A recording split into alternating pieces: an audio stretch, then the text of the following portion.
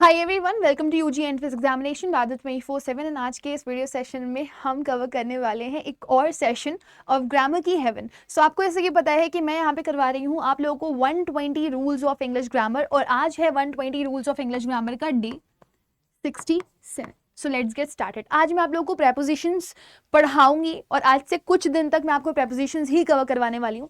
सो बहुत से बच्चे कंफ्यूज होते हैं इन और इनटू में डिफरेंस क्या होता है, ऑन और ऑन टू में डिफरेंस क्या होता है। तो मैं बहुत ही बेसिक सा डिफरेंस आप लोगों को बता रही हूँ in term of place, in term of place, right.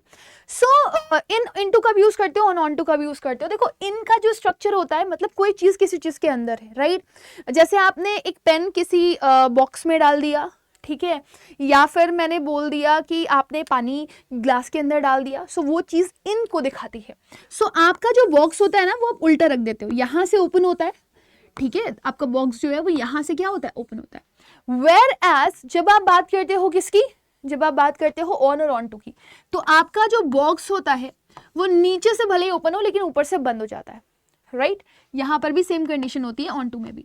सो अब डिफरेंस क्या है दोनों के बीच में, इन इनटू कब लगाते हो, ऑन टू कब लगाते हो। सो इन इज यूज्ड फॉर समथिंग, कोई चीज किसी चीज के अंदर है, यहां पर here, here is it, here it is, sorry.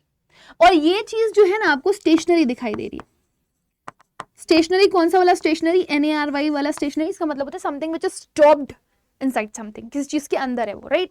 तो मैंने कहा एक खुली सी सरफेस है, उसके अंदर कोई चीज पड़ी हुई है, राइट। तो मैं क्या बोलूंगी, this ball is in the box, this ball is in the box, it's stationery,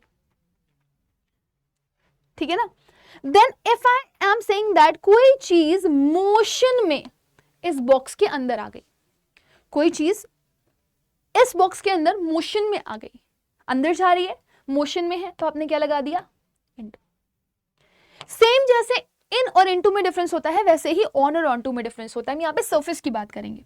एक बॉल है जो किसी से सरफेस टच पर है, या कोई भी चीज किसी से सरफेस टच पर है।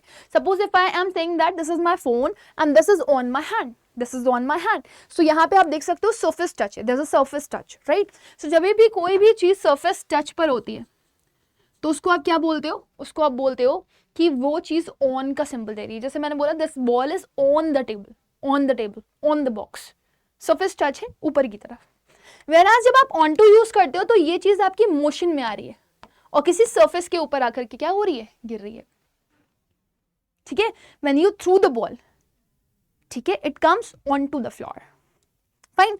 सो अब आपको ये क्लियर हो गया, क्या क्लियर हो गया कि आप जब इन और ऑन का यूज करते हो तो वो स्टेशनरी दिखाता है, बट दोनों में डिफरेंस इतना है, इन किसी चीज के अंदर होता है और ऑन किसी चीज के ऊपर होता है, सरफेस पर, सरफेस टच होता है। सिमिलरली इनटू और ऑन टू दोनों मोशंस दिखाते हैं, लेकिन मोशन में भी इनटू किसी चीज के अंदर जा रहा होता है और ऑन टू कहां जा रहा होता है, किसी चीज की सरफेस पर। So let's see the questions related to this. मैंने कहा आई kept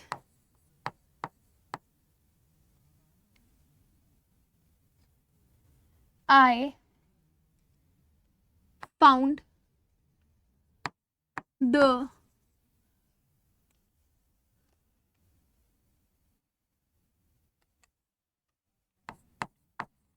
pen dash the pen stand,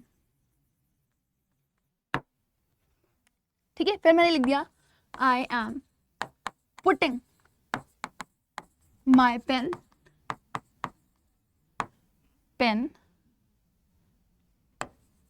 dash the pen stand,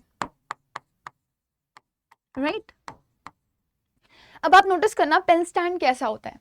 आप एक ऐसा पोजीशन ले सकते हो which is open from the above side. Same goes for this also, because यहां पर भी हम पेन स्टैंड की बात कर रहे हैं, राइट।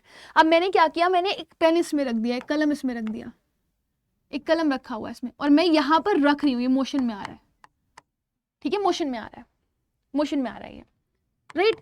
सो जब मैं उसको रख रही हूं, जब वो मोशन में जा रहा है, तो मैं क्या लिख दूंगी, आई एम कीपिंग और putting my pen in to the pen stand.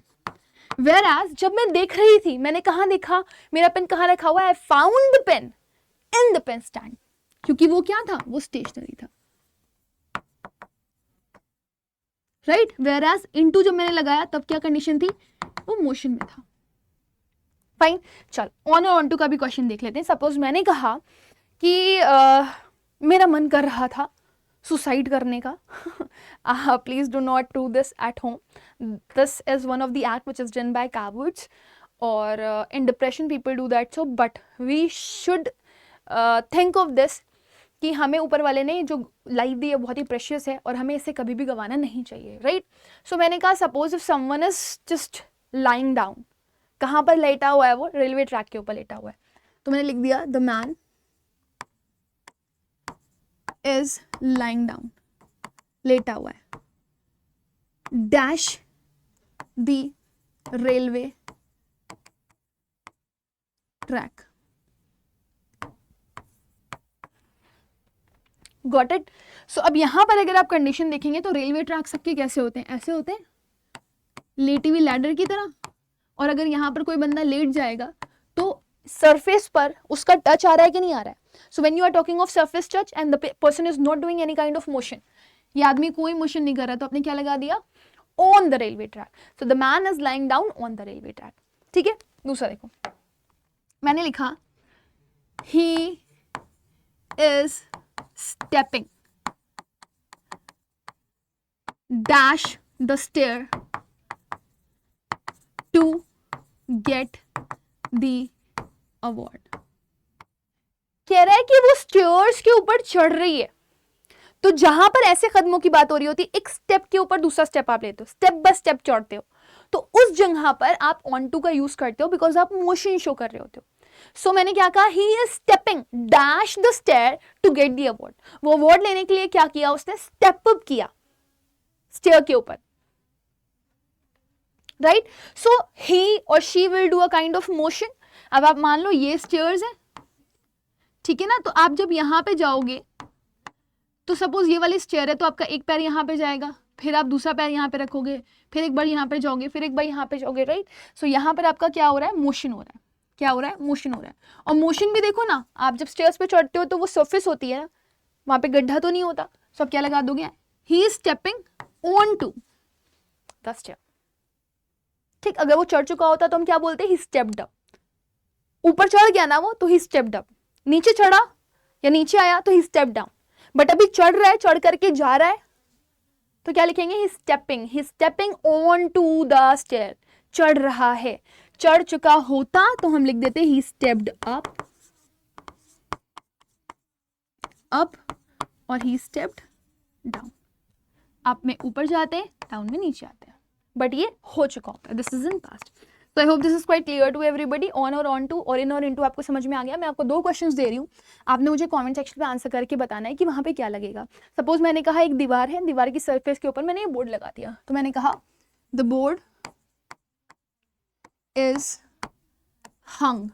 Hanged का मतलब होता है सूली पर चढ़ाना, ठीक है. वेयरएज जब आप ये लिखते हो कोई चीज टांगी गई है तो उसके लिए हंग लगाते हो. Dash the wall. कोई मुझसे ये मत बोलना कि मैम हैंग्ड क्यों नहीं लगाया. आप बोर्ड को कभी सूली पर नहीं चढ़ा सकते. वेयरएज मैंने एक और सेंटेंस लिखा, मैंने कहा ही जम्प्ड